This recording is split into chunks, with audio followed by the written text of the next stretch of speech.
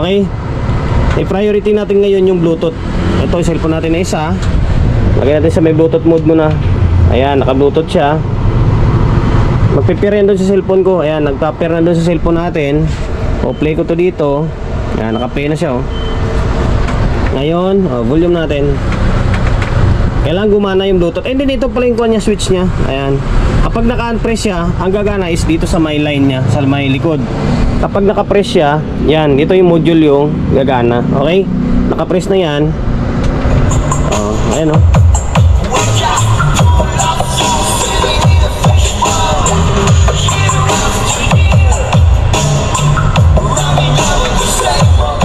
Okay, magana na, di ba? Ito na yung kadugtong ng vlog natin tungkol dito sa may Concert King na C-1000. Sa totoo lang guys, buo na naman talaga ito. Working ito, makita nyo sa mga previous vlog natin, di ba? Working na, gumagana na. Kaso nga lang, nagdadalawang isip ako. Kung una nga nasira pa siya, bakit hindi masira ulit, di ba? Kasi nga may problema ito. Para sa akin may problema. Supply ang kailangan natin dagdagan. Supply, kailangan mag-rewind tayo ng 5 volts. Mag-rewind tayo ng para sa may 5 volts niya. Para hindi na siya dadaan dito sa may 7812. Kasi kapag dumaan siya sa may 7812, sobrang init na regulator na to, masisira hanggang sa bumabalik din sa may diode. Pati yung diode nahirapan. Kasi nga 2 ampere lang yung diode niya eh. Nahirapan siya, hirap siya. Kaya gagawin ko ay magre-rewind tayo ng panibago. Rewind tayo ng para sa may sa may ano tawag ito, sa may 5 volts. Rewind ako, tapos titingnan ko kung ano magiging klabasan niya, kung iinit pa rin itong regulator, kung hindi. Kapag hindi na uminit yung regulator, maging normal yung init niya, ibig sabihin working yun. Ngayon, subok tayo sa isa na to. Yan, kaya wala pa itong mga takip, oh. Wala mga takip pa yan. Pati itong isa dun sa may dulo, walang takip kasi obserbahan ko pa. Yun nga, under observation, naramdaman ko medyo mainit talaga. Kasi nga, di ba kung mapapansin nyo, halos isa lang yung sira nila. Walang kinaiba. Although, nakuha naman, na-repair ko naman, naglagay naman ako ng thermal paste, pero mainit pa rin siya. And then, sa tingin ko hindi tatagal. Bibigay at bibigay talaga. Okay, ngayon ito, hinangat natin tong. Mamaya ko na iangat tong board, mamaya ko na ipakita yan. Sa ngayon, dito muna ako sa may transformer. Magre-rewind tayo ng sa may transformer. Hindi natin pabaklasin to. Plastic na to, hindi natin pabaklasin. Papatong na lang tayo. Tapos magre-rewind tayo ng, kasi kahit siguro mga 8 volts ipalabas mo dyan, pasok na yan. 8 to 9 volts, pwede yan. Pasok yan kasi may regulator naman eh. Okay, tapos mamaya, basta ipakita ko sa inyo mamaya yung diskarte ng pagse-setup nya. Ang rewind nito is kung lang naman eh, naka-split type lang, 0 8 volts or 0 9 volts lang naman. Ilang ikot lang naman to. Okay, ngayon magre-rewind muna ako. Nag-rewind na ako ng 9 volts or 8 to 9 volts. Ayan, ito siya, oh. Dito lang tayo, pinatong lang natin to. Tapos mamaya, balutin na lang natin ng kulay tape na electrical tape na itim. Pwede yan, balutin na lang ng tape na itim para hindi gaano siyang kita. Tapos, kung ilang turns to, mga nasa 19 turns lang. Mga 19 turns to. Tapos, ang wire gauge na ginamit ko is, manipis lang ito, mga around 20 gauge number 22. Pwede na to, kasi mababa lang naman yung pirahe ng module dito eh. Okay? Ngayon, pakita ko sa inyo. Ito yung supply ng amplifier. Ito yung 1515. Ngayon, natin tester natin na yun, naka-range ng 50. Tignan nyo, ano ilang voltahe. Ayun, nasa 9 volts. Ayun, nasa 9 volts siya. Okay, nasa 9 volts yan ha. Ayan, 9 volts. Ngayon, lagyan ko ng kwanto, lagyan ko ng abang na wire, tapos balutin ko. Tapos mag-proceed tayo rito kung paano ko siya didiskartehan na magagawa ng supply papunta doon sa may regulator. Kailangan natin ng diode ulit. Kahit na dalawang diode lang na 4 ampere na. 4 ampere na yung gamitin ko para hindi siya gano'ng kainit. Kahit 2 piraso lang. Okay, abangan nyo. Binalik ko na yung transformer, oh. Ito yung binalot natin, oh. Kulay itim na tape. Parang hindi naman lata siya, oh. Ito siya, electrical lang na electrical tape lang. Okay, kahit nga masking tape pwede dyan eh. Hindi naman mainit ng todo yan. Tapos ito yung wire. Yan, manipis lang ang wire din. Ngayon, baklasin ko tong board. Tapos, gawa natin ng paraan to. Awkward moment ito. Sabi mo awkward kasi sasabihin na naman ng iba na hindi napasok sa standard dito. Yes, hindi naman talaga pasok na sa standard to. Kumbaga, diskarte na lang ito para mapaayos or mapatibay yung isang unit. Kasi sa totoo lang, sablay talaga yung design nito. Sabihin na lang iba, magaling pa tayo sa engineer. Bahala kayo.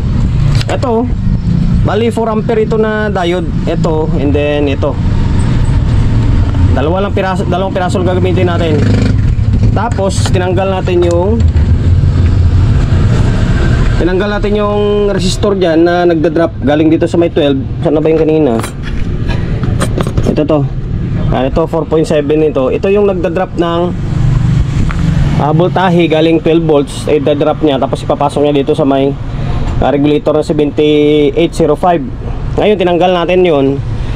Tapos dito tayo nag-inject ng diode na. Yan, nagbutas tayo ng panibago dito. Or nilakayan natin yung butas niya. Bali dalawa na. Ito eh. In ng regulator na 7805. Gitna niyan is ground. Tapos yung dito is out na yan. Papunta na dito sa may circuit. Papunta dito. Okay, tapos kabilang side niya yung ground. Kasi siyempre importante ground din. Yan, common lang to. Common ground lang. Kasi lahat ng ground na yan magkakasama lahat. Common. Lahat dito sa circuit. Okay. Tapos ito yung diode na magiging labasan niya. Okay, ito. Yan. Ito magiging anode tapos cathode. Okay, positive, negative. Tapos itong capacitor ay nilagay natin dito. Wala akong mahanap na 16 eh. 25 na itong nilagay ko. Okay lang naman yan. Di baling tumaas. Huwag lang bumaba. Bali dito natin i-inject yung isang wire. Tapos dito yung kabila naman. Kumbaga 0 tapos 8 volts. Okay, magiging rectifier yan paglabas niya. Magiging DC na yan. Magiging ito negative, positive ito. Tapos papasok sa may regulator yan. Tapos bahala na ang regulator mag-regulate ng 5 volts. Okay, sana nasundan nyo ha. Medyo hindi lang ako ganun kagaling magpaliwanag. I-wire ko to ha. Wawiring ko muna ito. Wiring ko na siya. Ganito lang magiging kalabasan niya. Tapos nilagyan natin kasi ng shrinkable tube to para hindi mapigtas. Okay, kahit baliktaran to walang problema. Kasi easy pa naman eh. Ito kahit magkabaliktad itong wire, walang problema. Ngayon, ang forma ng diode, ito din drawing ko kunwari. Pasensya na, hindi ako ganun kagaling mag-drawing eh. Ayan. Ito yung forma niyan. Ito to. Ito yung forma ng diode niyan. Dalawang piraso, di ba? Ito, tsaka ito. Dito ka magkakabit ng wire. Ito, tsaka andito. Kahit magkabaliktad, okay lang. Tapos itong may guhit na to, positive yan. Tapos yung may guhit dito, negative. Sundan nyo lang to ha. Ayan. Tapos ito kapasitor to. Yung may guhit na puti or dilaw na, kung basta may guhit yan sa may kapasitor nyo, yan magiging negative nya. Ayan, negative din dito papunta. Tapos yung positive na to, papunta dito sa may positive side ng kapasitor. Okay, tapos ito na, magiging positive, negative na to. Ito na magiging labasan niya, no? Ito siya. Yan, pasensya na, hindi ako ganun kagaling mag-drawing eh. Ngayon, okay na yan. Sukatan natin ng voltahe. Okay? Sukatan tayo ah. Ngayon, itong tester natin. Ito natin to. Yan, buhay na yan. Hindi lang makita kasi yung 5 volts lang muna yung susukatan natin. Ngayon, ito positive to. Positive. Ito negative. Negative, positive. Okay? Ito yung galing sa may kuha natin kanina. Sa may 8 volts or 9 volts yata yun. Okay? O, ayan yung labas nyo. Nasa 11. Okay, nasa 11 volts siya. Okay, nasa 11 volts. DC na yan ha. DC na yan oh. Ngayon, yung out nyan ay ito yung out nya oh. Kasi in ito eh. In. Papasok dito. Tapos gitna nyan, ground. Tapos itong side na to is magiging out nya. Mariregulate na yan. Gano, ngayon, ito magiging kalabasan ng kanya, ng supply nya. O, ayan oh. Na 5 volts yan. Medyo hindi lang accurate yung kanipare. Yan, nasa 5 volts yan. Okay, kasi nga dumana ng regulator yan. Okay, ayan, goods na yan. Pinutol natin kasi pag hindi natin pinutol yan dito, pag hindi natin tinanggal yung resistor, sasalubong yan, babalik dito sa may kabilang side natin, delikado. Kaya pinutol natin yung saan ba yan? Resistor na 4.7. So pag di mo pinutol yon, babalik yun dito, babalik sa may 12 volts, delikado.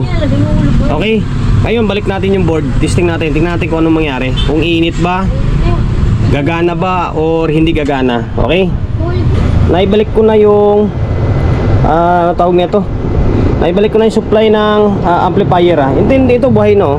Tingnan natin, no? Ayan, supply, ayan, o natin, no?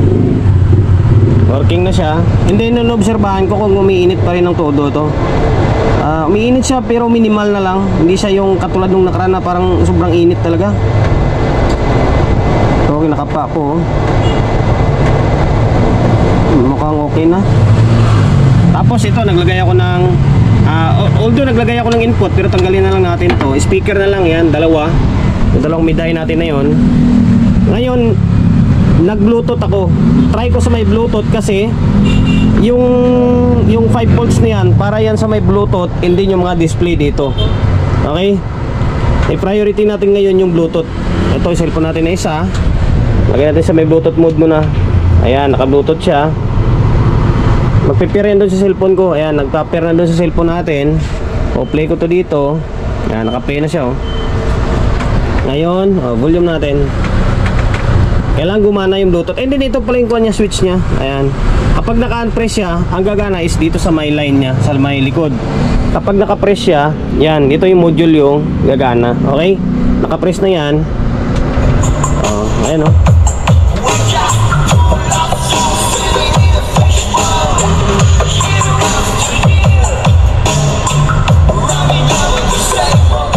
Okay, magana na, di ba?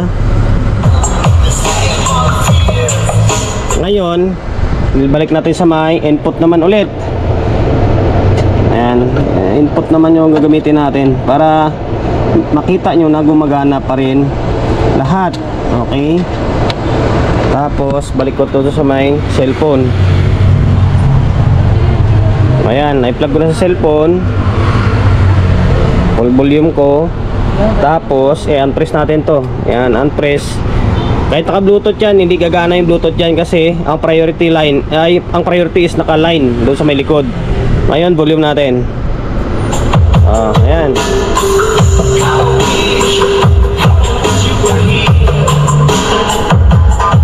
Working pa rin lahat naman yan, wala yang pinagbago. Kahit, sige, para makita nyo talaga ng tuluyan. Okay, mic. Subukan natin kahit isang mic lang.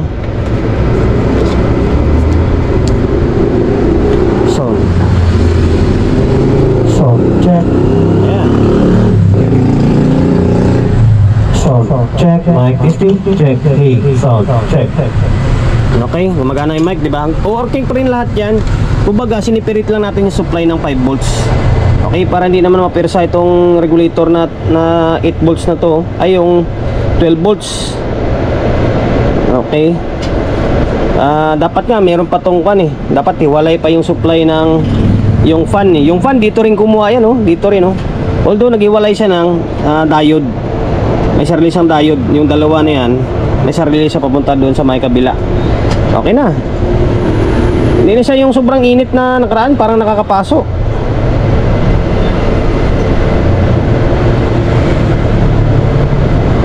Okay, hanggang dito na lang. Sana nakapagbigay idea ko sa inyo kung paano gawa ng diskarte ito. Sana, ha?